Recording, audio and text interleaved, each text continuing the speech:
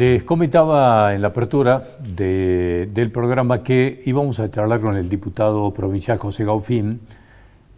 Él ha manifestado en muchas oportunidades inquietud por lo que pasaba en el IPS. Ha pedido muchas veces informe, lo hemos tenido que entrevistar por esto cuando se empezaba a conocer esta crisis tremenda, crisis financiera, en la que entraba el IPS. Después de esos pedidos de informes, bueno, derivó esto, como todos sabemos, en la intervención de la obra social, y esto obviamente desató, digamos, un montón de posibilidades de análisis y de especulaciones incluso de cuál era la verdadera deuda y cómo se había originado. El tema es que esto en algún momento derivó en que el gobernador de la provincia mencionó que había sobrefacturaciones en el IPS como una de, digamos, las condiciones que habían ido generando esta crisis. Junto con esto se inició, después de eso, se inició una investigación por parte de la justicia, hay una investigación interna y en su momento José Gaufín pidió ser querellante. Y la primera pregunta que le vamos a hacer es ¿por qué? Así que gracias por estar aquí, José. Gracias por la invitación. Bueno, ¿por qué decidiste pedir ser querellante en esta causa? Bueno, esto se inicia casi en octubre del año pasado, cuando discutíamos la cuenta general del ejercicio. Nosotros advertíamos en el análisis de esa cuenta que el déficit del IPS había crecido en forma sostenida en los 4 últimos años. Del 6% cuando arranca la gestión de Gladys Sánchez, había pasado al 16% de déficit. 16% de déficit. Luego el último año baja a 14%. Ahí advertíamos. En ese momento también Sofía Sierra, diputada, pertenecíamos al bloque del PRO, había denunciado negociaciones incompatibles con la función pública también en aquel momento. Eso fue casi a finales de año. Llega la novedad y la noticia pública que el IPS venían muchos problemas con el pago a los prestadores, corte de los servicios. Finalmente el gobernador decide la intervención del IPS ante el descalabro que tenía y ese déficit enorme de 25.000 millones de pesos que se dijo en el mes de febrero.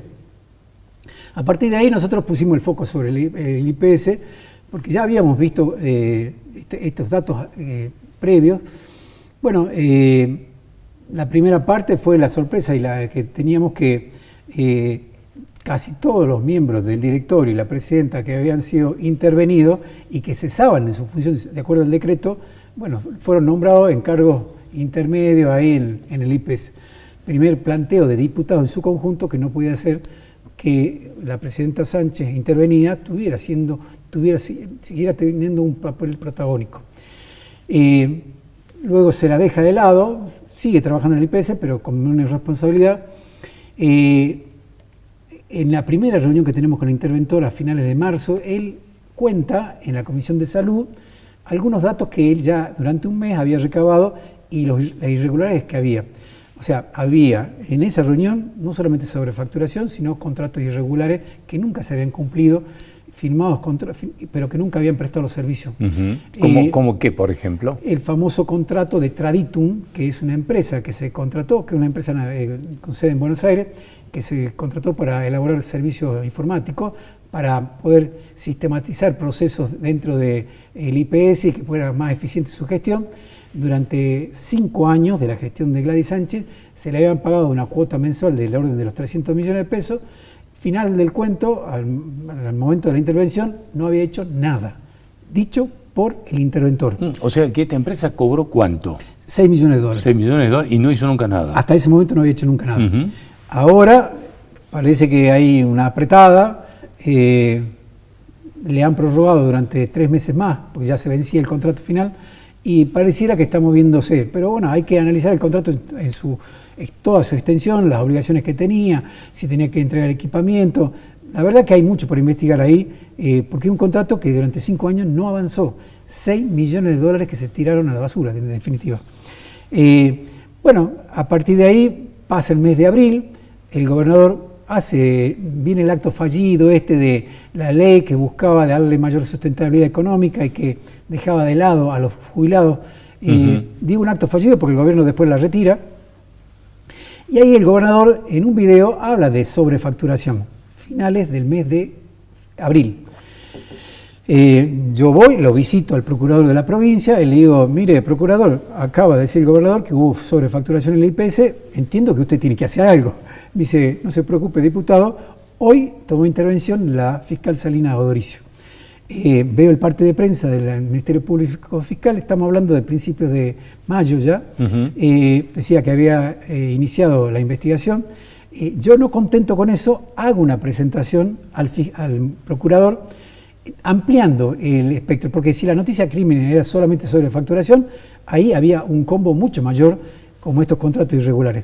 Detallo todo eso que hasta ese momento sabíamos y le hago una presentación al procurador, el procurador se la gira a la fiscalía, pasa el mes de mayo, junio, nosotros veíamos por lo menos lo público, que no había avances concretos, traté de entrevistarme con la fiscal siempre ocupada, que estaba con el caso de Cositorto, que estaba con el caso de los penitenciarios. Sí. Entonces dije, bueno... Que falta que hacen fiscales, ¿no? Exactamente. Porque ver que un fiscal tiene no sé cuántas causas. Y yo quería entrevistar a la fiscal, no a los auxiliares fiscales, yo quería entrevistar a la fiscal. Bueno, ante este hecho decidimos hacer una presentación. El querellante, para que la gente lo entienda, es alguien que se siente afectado por ese ilícito denunciado que se está investigando, que se siente afectado en forma directa, y yo lo hago a título personal por ser afiliado, pero también en representación de todos los salteños que son afiliados, digamos. Esa presentación la hicimos, la jueza de garantía admitió nuestra presentación y nos incluyó como querellante en la causa. Bueno, a partir de ahí, nosotros de alguna manera lo informamos a través de las redes sociales, la información empieza a llegar más todavía, porque toma estado público, porque se visibiliza y le dice, bueno, che, pasa tal cosa. Reunimos una enorme cantidad de información, le presenté una nota al interventor y formalmente para pedir una entrevista, ya como querellante.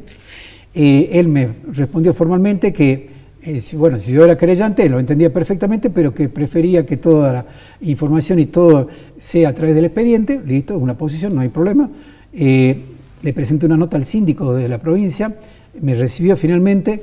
Él no me puede dar la información porque por ley todas las auditorías que hace la sindicatura se giran directamente al gobernador y al funcionario auditado, en este caso al interventor. Entonces, bueno, todo eso hizo que reuniéramos un criterio y le hiciéramos una presentación hace 15 días a la fiscal pidiéndole medidas concretas.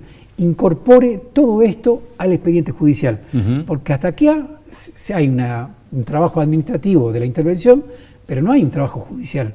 Y nosotros queremos definitivamente no que se acomode la situación y que sigamos dándole más sustentabilidad al IPS, sino que se lleve a la justicia a los responsables de ese desfalco que tuvo el IPS en los últimos años. En este caso, todo lo que hasta aquí va investigando el IPS en auditorías, no sé, calculo que habrá otro tipo de sumario, no sé exactamente, lo que vos estás pidiendo es que eso va a la par, vaya siendo cargado a la causa de la justicia y que vaya investigando a la par. Exactamente, porque sabemos que se está haciendo una investigación administrativa o sumarial.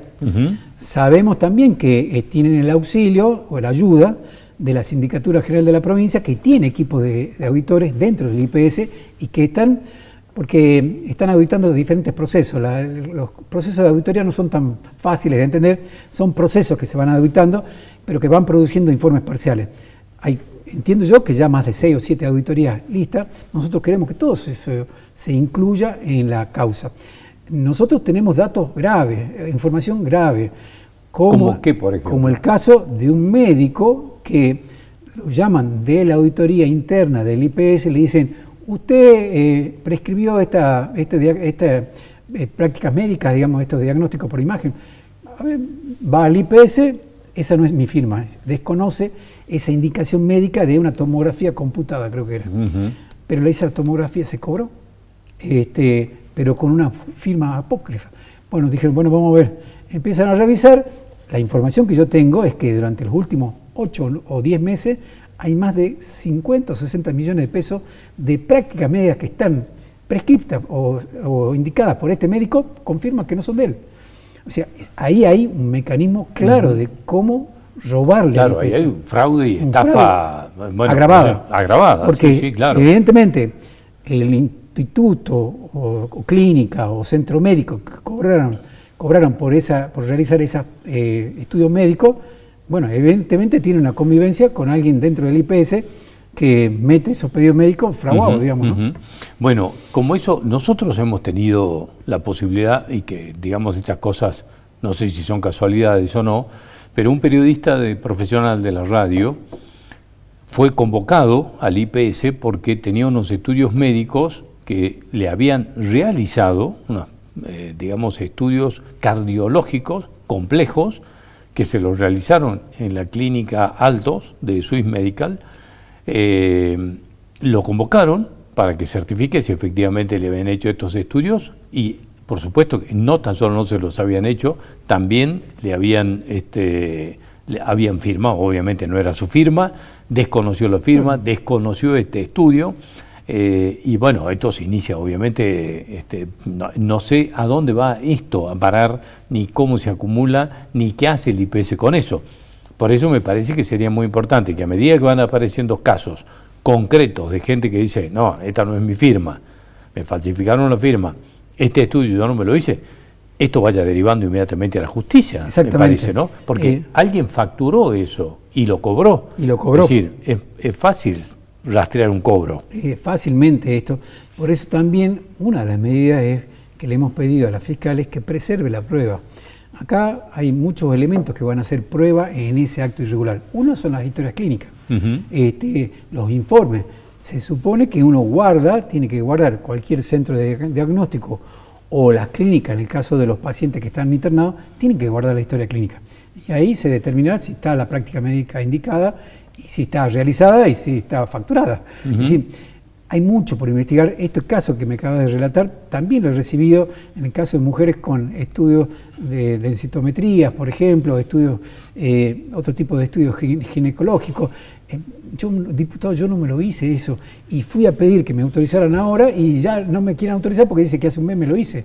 Entonces, es notorio la cantidad de casos que se están surgiendo y que se están sustanciando dentro de la investigación del IPS, pero que no van a la justicia. Por lo tanto, esto es lo que le hemos pedido a la justicia. Es decir, que aquí estamos frente a un fraude muchísimas veces millonario. Sin duda, digamos, uno no tiene una dimensión exacta de qué estamos hablando, pero con un déficit de 25.000 millones que venimos arrastrando, de una obra social que entre aporte del afiliado y el aporte del Estado provincial es el 12%, comparado con una obra social común, que entre el aporte del afiliado y el de la patronal es un 8%, estamos hablando de un 50% más de ingresos.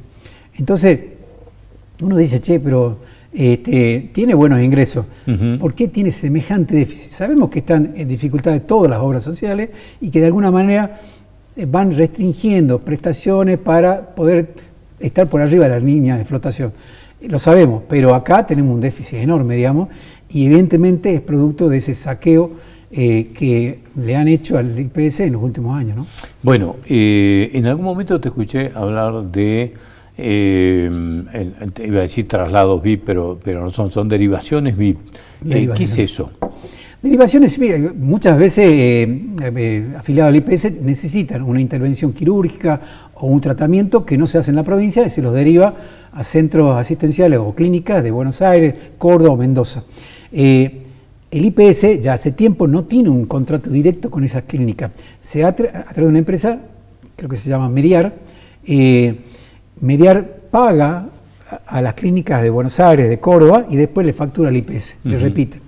Es un contrato que, de acuerdo a la información que yo tengo, no tiene un buen control de parte del IPS en el decir, bueno, esta práctica médica, ¿se hizo o no se hizo? Habitualmente, todas las obras sociales, y el IPS también lo tenía, pero está relajado en los últimos años, lo que se llama la auditoría en la clínica. Vos estás internado, va un médico del IPS y bueno, certifica que bueno, estás internado, que fueron 3 noches, que te hicieron tal práctica. Hay una auditoría por muestreo, pero hay una auditoría. En este caso parece que no había ningún tipo de auditoría y la intermediación facturaba lo que se le daba la gana. Entiendo que eso se ha cortado, no tengo la certeza, pero ahí también hubo enormes cantidades de plata que se han facturado sin los controles correspondientes. ¿Qué pasa dentro del IPS, digamos, con la gente, digamos, que ha gerenciado durante mucho tiempo el IPS y que entiendo que siguen estando? Muchos siguen estando, los que son de planta, la presidenta, algún miembro del directorio también están allí. Ese es un reproche que le he hecho personalmente desde diputados mismos. Deberían haber dado de licencia a todo el personal directivo que manejó el IPS para permitir, sin hacer juicio de valor sobre su actuación, pero una licencia hasta tanto se investigue. No pueden estar las mismas personas que están siendo investigadas dentro de la estructura del IPS.